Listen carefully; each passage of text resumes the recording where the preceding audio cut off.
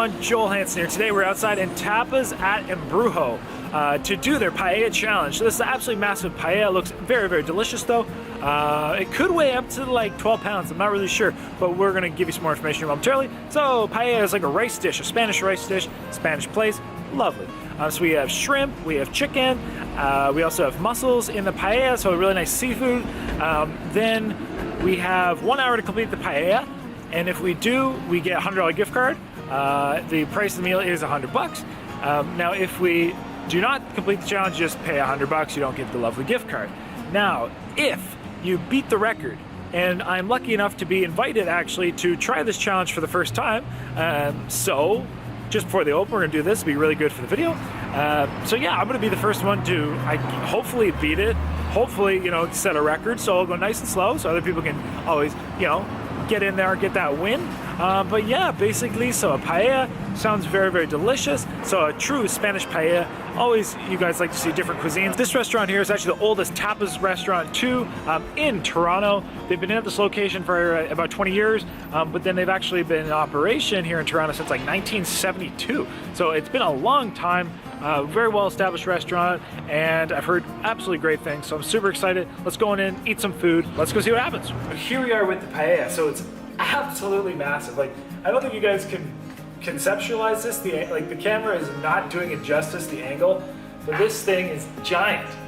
Absolutely massive. This thing feeds I don't know how many people, but it looks absolutely delicious. So we got lots of shrimp, 2 pounds of shrimp, 2 pounds of chicken, 2 pounds of mussels.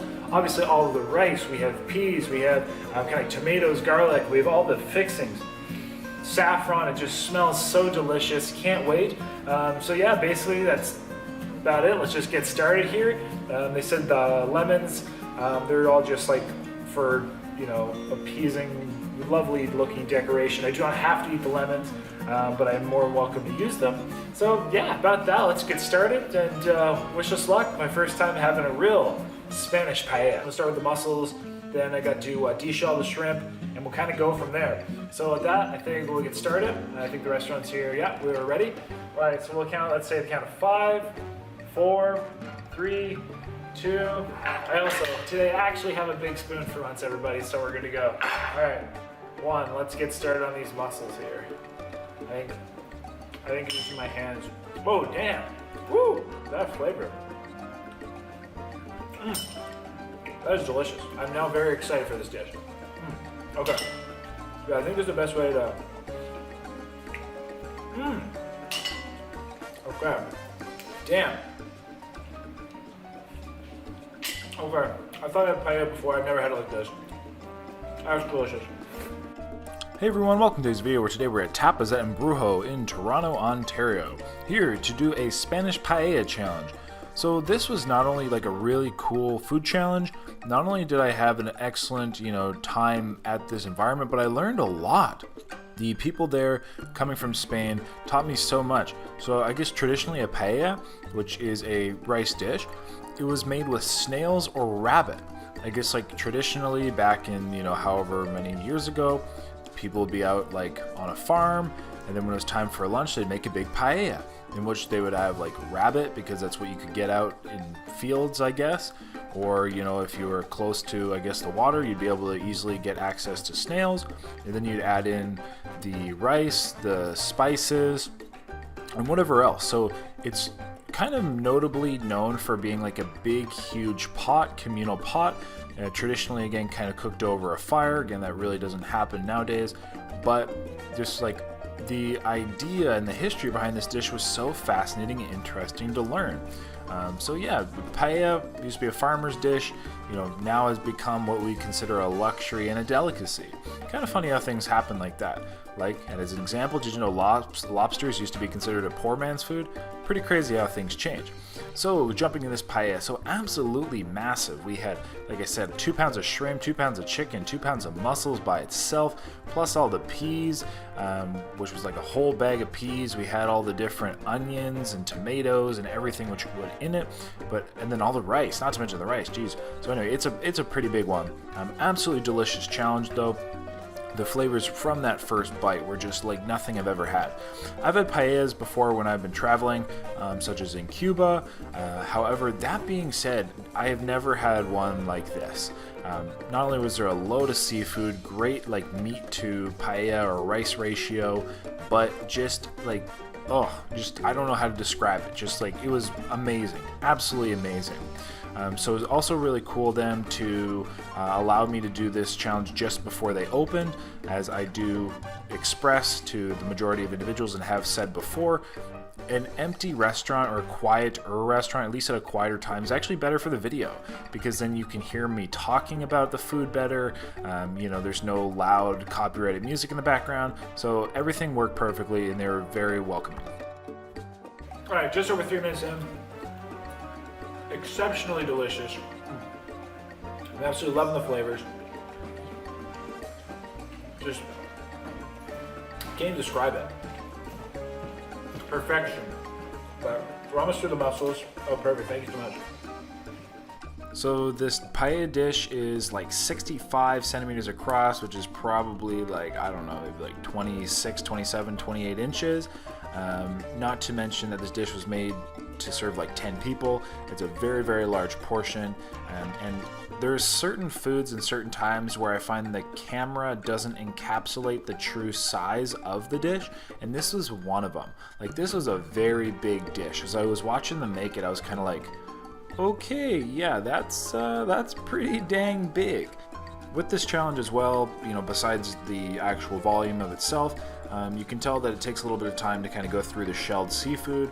Obviously, there's the mussels, which, you could obviously approach eating them in other ways. I decided to do the mussels first. Then there's the shrimp. You also de-shell the shrimp. So, it was my idea, or at least I was thinking once I was able to get through the seafood, things would probably move a bit quicker. I can eat rice and rice dishes very, very quick. So that's kind of what I was hoping or banking on.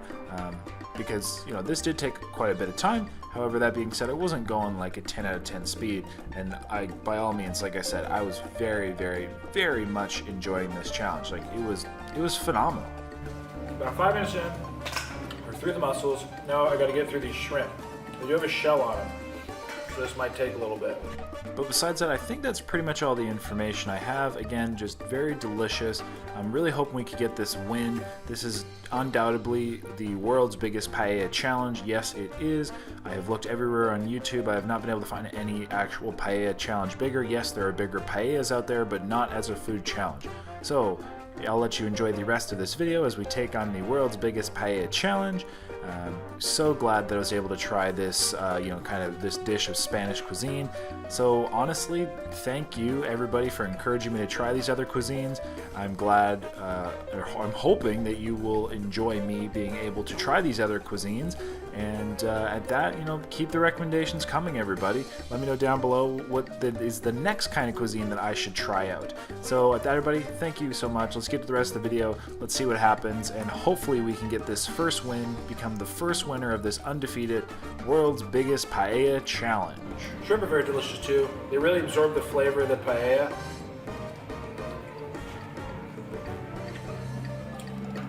Which tastes fantastic.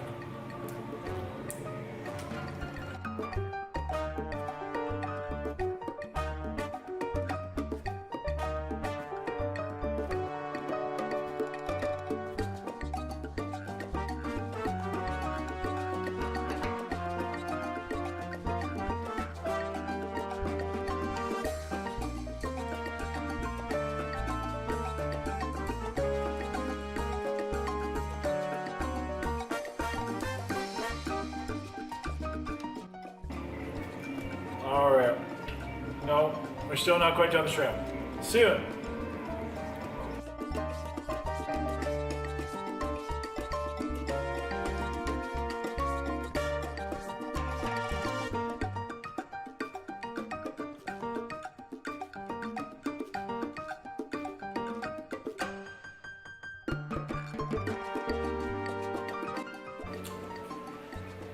I guess you could technically eat the shells, but I'm just not about that life.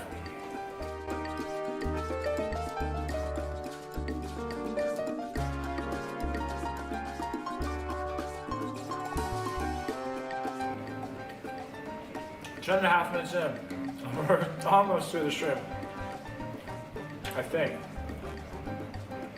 Lots of seafood in them. Very delicious. Definitely well worth the money.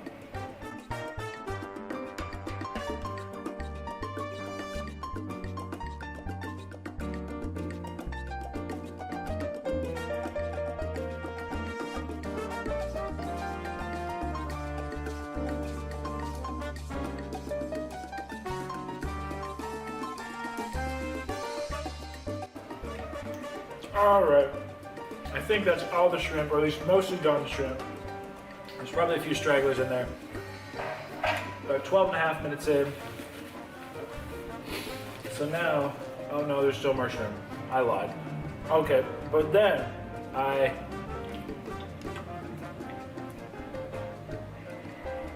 should be able to move through everything a bit quicker. So I got my big spoon. Some people are talking us through the window. All right, oh no, there's still lots of shrimp. Anyway, let's get started on the paella. It looks really, really good.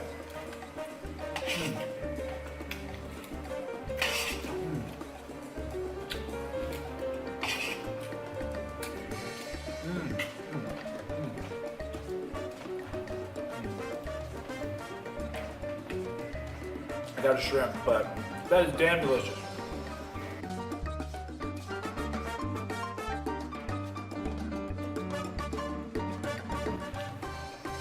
That was about as authentic as you can get, because you're from Spain, right? Yeah. So when you have a Spanish man creating you a Spanish dish, you can't ask for much more than that. Hopefully you get some stuck with it. I will, and that's the, like I just said there, that's like the kind of caramelized rice on the pan.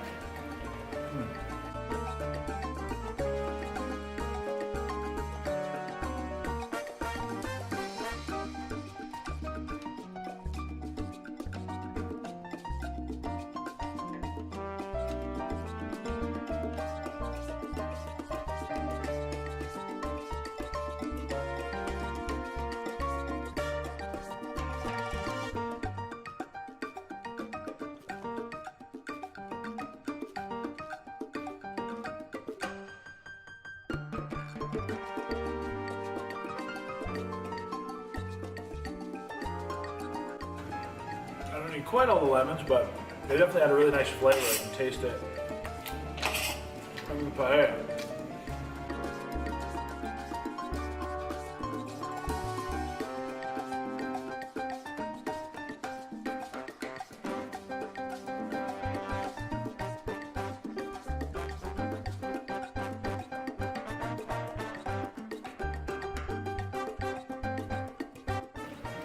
All right, absolutely delicious. Just over 18 minutes in.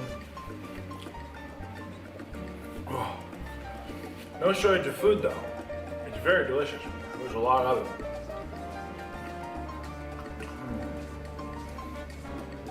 Definitely moving a little quicker without the shells.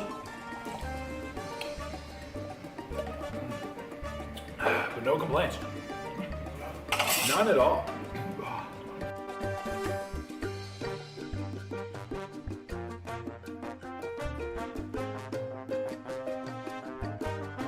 Can't say enough about those flavors though. It is rich, it is moist, floral.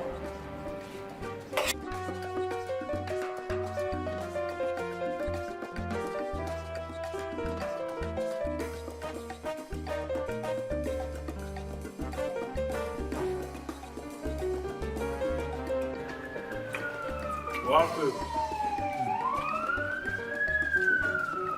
Lots of meat though. Definitely get my proteins for the day.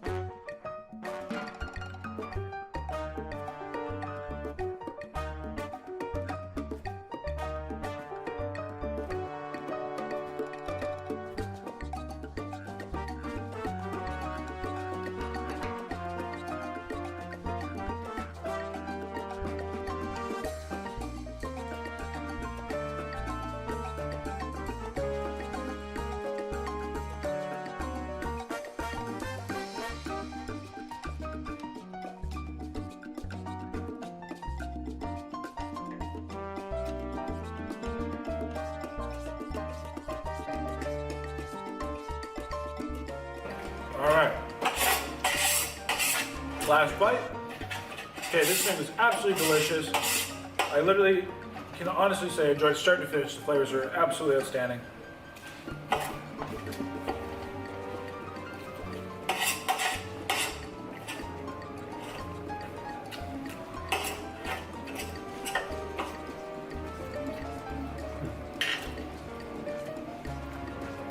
Hey, we're finished. So, just about 25 minutes. Thank you. Just about 25 minutes. Really delicious challenge. Absolutely loved it. The size of it was really, really nice. Again, the flavors and taste blew my mind. I'm not gonna lie. Just so exceptional. Definitely the shrimp, the mussels took a little bit to kind of get through the shells, but everything was cooked perfectly. Tasted great. Chicken was moist. The shrimp were very moist. That dish was so flavored. So yeah, that everybody. Thank you for watching. Hope you enjoyed. So for that, we get the meal for free, which is pretty cool. But at that, till next time, stay happy, healthy, hungry. Wait, do you guys have dessert? We do. What's up? We're eating dessert, so let's eat dessert, and we'll see you in a moment. And here we are back. We got dessert. My pronunciations, I'm just butchering it. So we're gonna have Monsieur Jose. Tell me about it. Oops. Joe, what you have there is it's called Tarta de Santiago. It's basically a traditional lemon and almond tart. Nice. I broke it. I'm sorry, guys, but I'm just gonna. Is this like this is a wafer? Beautiful.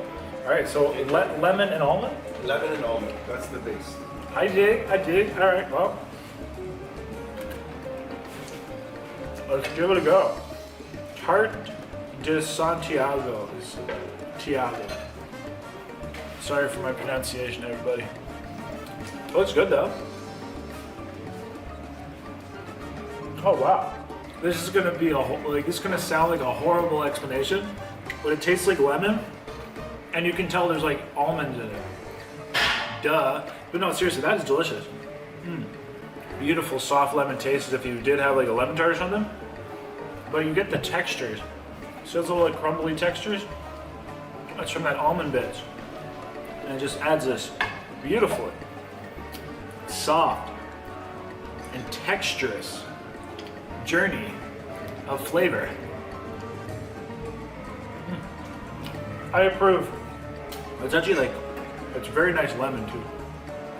Therefore, I can conclude that everything here is delicious. Because everything I've had is fantastic. So that, everybody, now I can say thank you. Very much appreciate it. So tapas at Embrujo would definitely recommend. Right, kind of the Don Valley Parkway, Danforth Avenue. That, you know what to do, everybody. I already said stay happy, healthy, hungry. Happy you. Of course, have a lovely day. Until next time, eat some good food.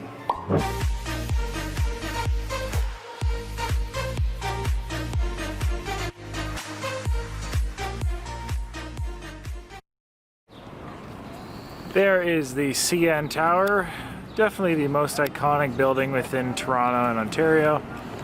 It's kind of like the equivalence of, I don't know, I'll call it Canada's Empire State Building or something, but you get the idea. It's a big, tall building that you can see stuff from. And not a bad downtown view of the water there. Up there from the rooms, pretty nice. Got the waterfront down there and Lake Ontario or Erie or whatever the heck it is. Lake Ontario, the stuff you're not supposed to go in, but not too bad, not too shabby. People swim in it. Well, then it's full of E. coli and stuff, but I'm gonna go on down there and check out this waterfront in the town. Good stuff. Big old city. And there's a great big picnic table. As you can tell, compared to the people, it's massive. The people are not as small. And here we have the gorgeous waterfront. Very, very nice.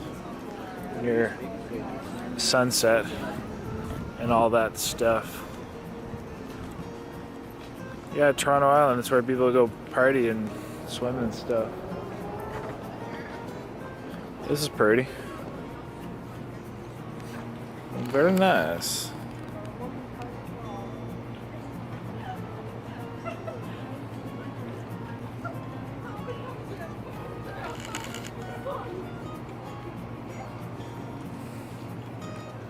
That's Purdy too down there. Nice and Purdy. I've been here before you. And here we are down at the Toronto waterfront. It's actually very, very pleasant. The water looks surprisingly blue and clear, and it's a nice evening. I have no complaints. So yeah, not bad. There's some ducks. That's pretty much the only wildlife. I did see some weird looking Toronto squirrels back there. I might have to try to grab some in a video in a little bit, but yeah, no complaints. Some more beautiful waterfront at sunset. Got some wild animals up there. Got some wild animals right here. Yeah, me too. We got some mid-late night, afternoon, whatever snacks right here. There's one right on the boardwalk. I'll catch it here in a moment. But yeah, like you can actually see right through the clear to the water. It's surprisingly clear. I thought it was going to be, I've heard it's quite polluted, so I was thinking it might be a little more, you know, thick. Yeah, that's good to put it.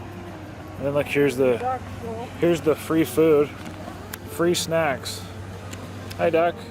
They're thinking I'm gonna feed him here. He's pretty pumped. Little does he know that we're about to feed on them.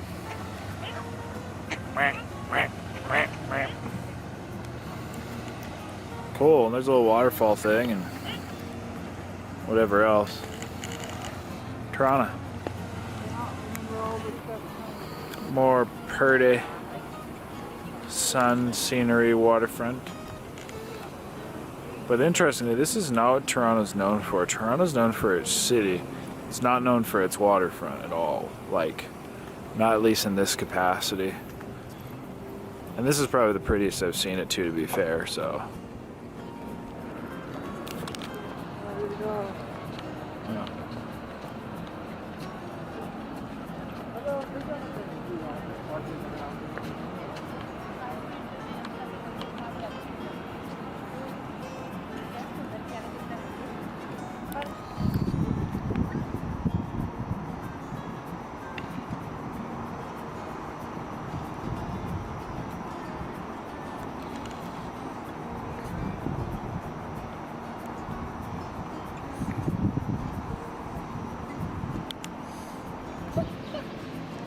And I don't know if you guys realize this, but I always Photoshop it, edit it so my sister actually looks tall. But as you can tell, as she sits on this picnic table, she's actually very small. She stands about 2 feet tall. No, I'm just kidding. This is just a massive, absolutely massive picnic table. As my sister is a full. Can't even reach the bottom. No, you can't. So this is what a 6 foot tall woman looks like on this picnic table. So as you can imagine, it's quite large. So for those who've been following me for a while, they know that like bell peppers are my favorite vegetables. I do prefer like the multicolored one, the fancy, you know, the yellow, the red, but I'm okay with green ones. And I literally just eat them like apples, like here in Toronto, eating bell peppers. Great way to get your fiber. They're so portable. I find them absolutely delicious. So, whatever it takes. Here in Kensington Market, this is a part of Old Toronto, so it's kind of like a unique market where they have a whole bunch of kind of boutique stores and some weird stores and restaurants. So I'll show you a bit around. I guess I've never actually had this area on a video before, but that is now going to change.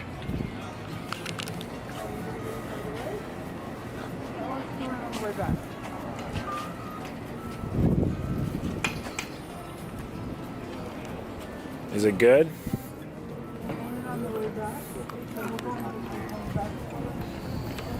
They got some tacos. Tacos al pastor. El Mexicano.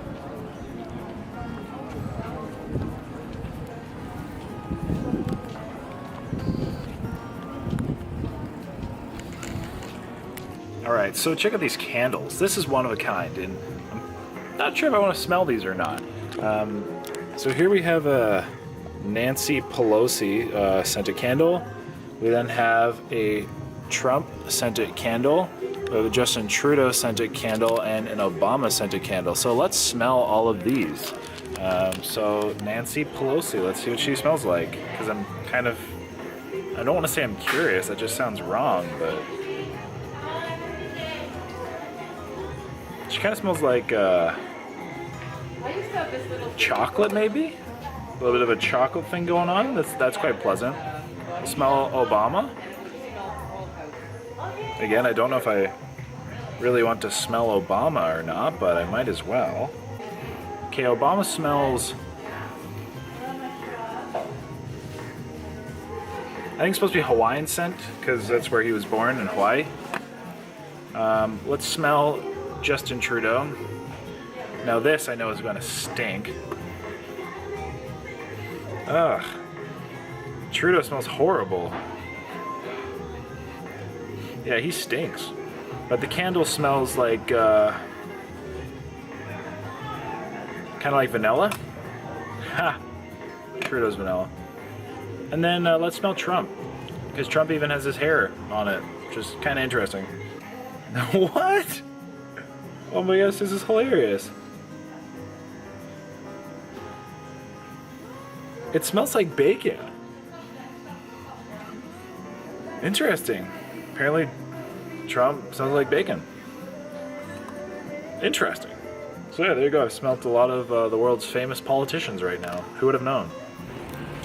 A very unique spot they always have here in Kensington Market is this car. So it's literally a car which is made into a planter. It stays here year-round, and it's interesting.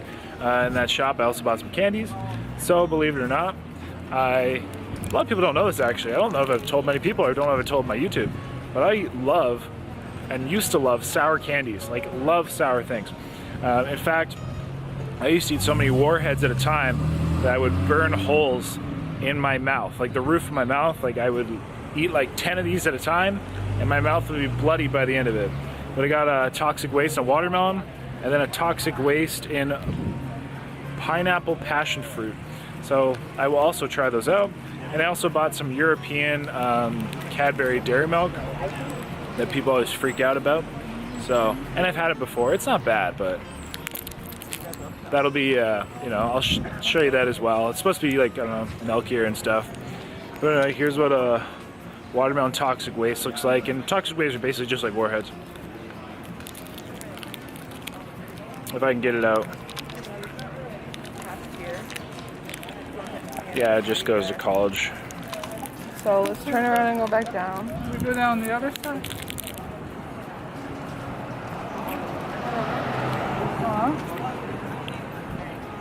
Of course it's sour. Well, sour's on the outside though, pretty much. And then once you're through the malic acid on the outside, and it's not sour anymore. And it's just sweet.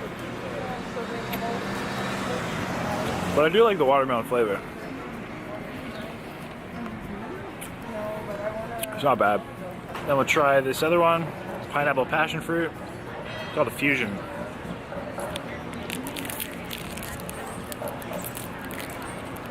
That one opened easier.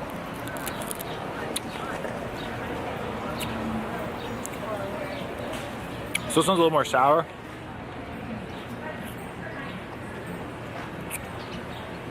A light pineapple, light, I almost describe kind of like a lychee candy flavor, but apparently it's passion fruit. Not bad. Was it carrot something? Carrot, coconut. Looks good. Chocolate. Can't get more traditional than that, eh? More unique businesses, lots of graffiti. Here's a whole spray painted apartment. Lots of colors. Some mannequins up on the balcony who are naked with masks on. Some little clothing shops and food places and all the above. All the above. Although you've seen it many times in a lot of my videos, Yonge and Dundas Square. Very iconic in whatever place in Toronto. It's a ripoff of Times Square, let's be honest, but yeah, it's not bad. It's getting bigger and bigger. Yeah. What's this?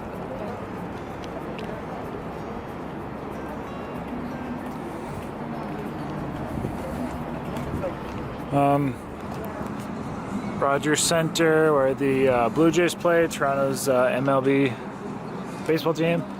And then we have the CN Tower, which is very, very, very, very, very, very, very tall. It is the tallest building around Toronto. And there's a little ledge, that like ledge, kind of darker ledge. You can actually book like a thing where you're strapped in it and you walk out around on the ledge. It's pretty cool. It's like $300+.